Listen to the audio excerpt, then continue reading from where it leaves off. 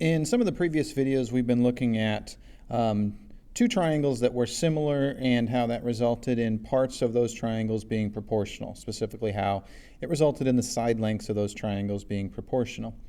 Well, in this video, what we're going to be looking at was we're going to be looking at proportions, but this time it's within a single triangle. So we're going to be kind of looking at one triangle and something that happens with that triangle and how that results in some proportional relationships in that triangle. So let's jump right in and take a look at our first theorem.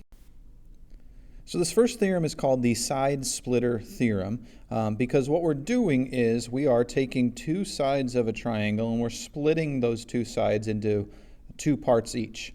And so the theorem says if a line is parallel to one side of a triangle and intersects the other two sides, then it divides those sides proportionally.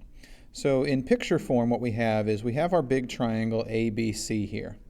And then we introduce this segment, or a line or a segment that is parallel to one side of that big triangle. So segment MN here is parallel to segment AC. And it intersects the other two sides of the triangle. So it's intersecting segment AB and it's intersecting segment BC. In that situation, what's going to happen is segment AB is getting divided into two parts, and segment BC is getting divided into two parts. So again, this is parallel to one side, and then it's dividing the other two sides into these two parts. The ratios of those two parts will be equal. That's what it means to divide those sides proportionally. It means if we make a ratio out of these two sides, AM over MB, that ratio would be equal to the ratio of these two sides, CN over NB. So AM MB in a ratio, CN, NB in a ratio. We could have stated that ratio one other way, right? We could have flip-flopped both of the ratios. We could have stated that proportion as MB over AM, flipping this one, and NB over CN, flipping this one over. That would have been true as well. It's kind of personal preference as to which of these versions you want to kind of look at. What you can't do is take AM over MB, which would be like the bottom part of this side over the top part, and then put the top part of the other side on the top. So if the bottom part's on top for one ratio, AM is on the top here, then the bottom part of this side, CN, has to be on top of the other ratio as well. You kind of have to be consistent when you set up those ratios. But that's the idea. In this theorem, I'm not going to run through the entire proof of it, but it comes from the idea that what we actually have in this picture is two similar triangles. We have triangle ABC and we have triangle MBN that are similar to each other by angle-angle similarity. They both share this angle up here, so that would be congruent to itself.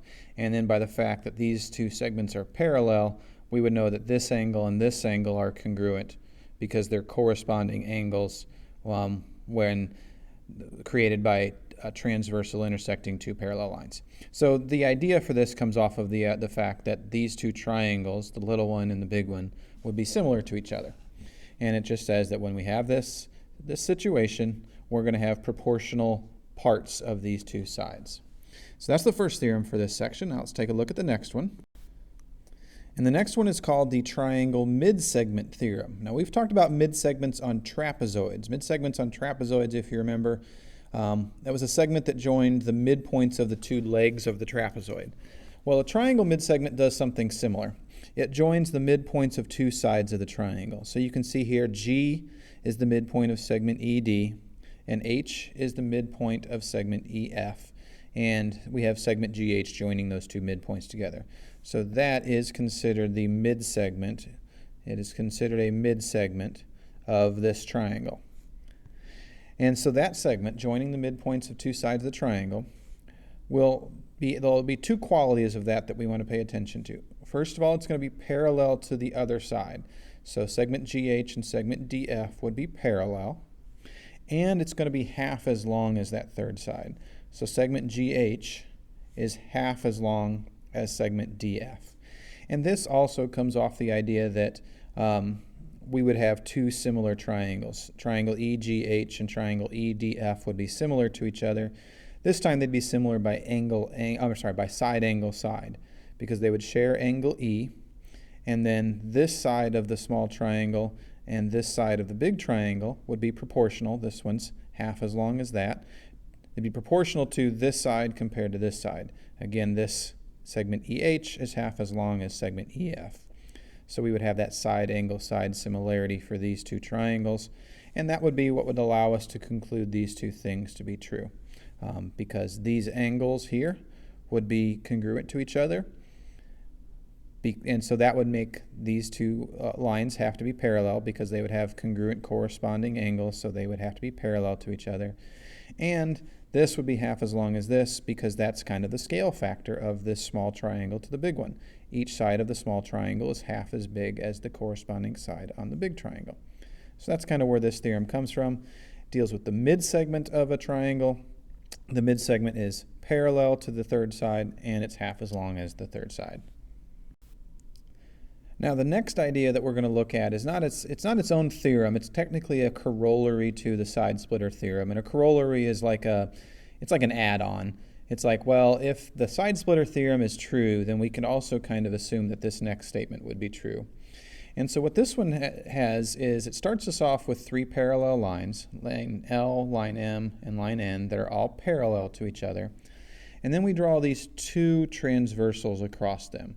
This line right here going across all three parallel lines, and then this line going across all three parallel lines. And what this idea says is that when you draw those two transversals, each one, there's two segments that are cut out of each transversal. So this transversal gets segment AB and segment BC cut out of it by the three parallel lines. Think about those lines kind of slicing out a couple segments from this transversal line here, segment AB and segment BC. And then it does the same thing with the other transversal line. Those three parallel lines slice out segment DE, and then they slice out segment EF. Those segments will be proportional to each other. So in other words, if we take AB over BC in a ratio, it would be equal to DE over EF in a ratio. So these two put in a ratio equals these two put in a ratio. And that's it comes off of the idea of that side splitter theorem. But it's not its own theorem. It's what we call a corollary. It's just kind of like an add-on to that theorem. And so when we have these three parallel lines, these two sides, or these two segments, are proportional to these two segments. And now finally, the third theorem, the third theorem, the fourth big idea from this section that we're going to be looking at, involves taking a triangle and bisecting one of the angles in that triangle.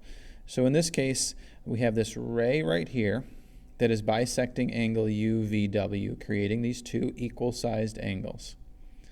And when that happens, that ray goes across from that angle, and it also splits the third side of the triangle into two parts. Now those two parts are not equal, so don't make that mistake that just because it divides this one big angle into two equal parts, that it also divides the opposite side into two equal parts. That's not what's going on here. But what is happening is that if I make a ratio between this side, or this segment, and this segment, so the two parts of that third side, if I make a ratio of those two, that ratio equals the ratio that would be made from the two other sides of the triangle. So this segment over this segment, UX over WX, is the same as the ratio between this side of the triangle, UV, and this side, WV. So it's another one of those proportional relationships that happens within a single triangle when we do something specific. In this case, we bisected one angle in the triangle, and the ray that bisected the angle also takes the opposite side and divides it into two parts. They're not equal parts, but those two parts are proportional to the other two sides of the triangle. And that's what we call the triangle angle bisector theorem.